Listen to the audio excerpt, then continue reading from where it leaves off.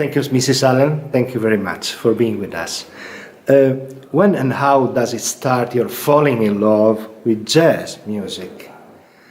Well, my dad is a big jazz fan. He always had the music playing in the house, he and my mom.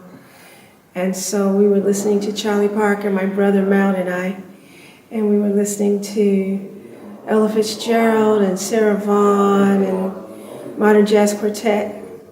And so I started to really pay attention to the music, not until a little bit later. I was hearing it, but I was also hearing Motown, which is the music of my generation. So that was on the radio, but my dad is a big influence because that's where I heard jazz for the first time. And normally I don't like to talk about genres because I think it's a matter of individualities, first of all.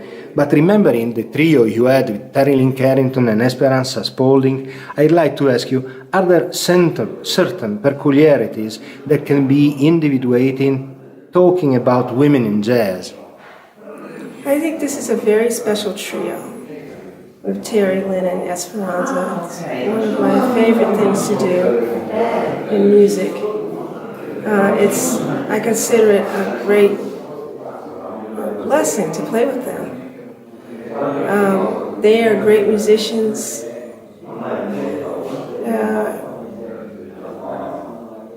Just because they've studied hard, they've played with everyone, they have great experiences. So when we sit down to play, there's a wide breadth of experiences that they bring that inspire me greatly. In 2013 at the Apollo Theater in New York, as artistic director, you celebrated great jazz women in a big concert. Do you think that the role of women in jazz are under-evaluated somehow?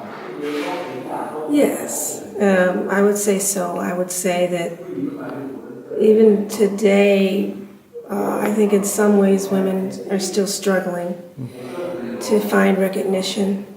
I think that through the Mosaic Project, Terry Lynn's, I think, brilliant idea to unite women, to empower them. I think it's partly that, but it's partly that the women that she brings together are just really great players. But I think that this is perhaps, and it's hopefully an inspiration for younger women to see this, to see that they work hard at something. They can find the benefits will come back.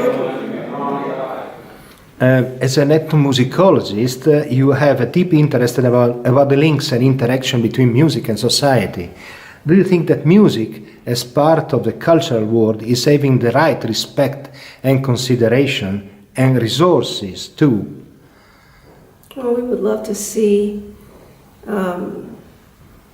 there be more opportunities for the music to really get to everyone, especially young people. We have some, problems with the music in the schools in the United States where we'd like to see the kinds of opportunities that were available to my age group who had access to instruments and could learn very early on which instrument we wanted to play.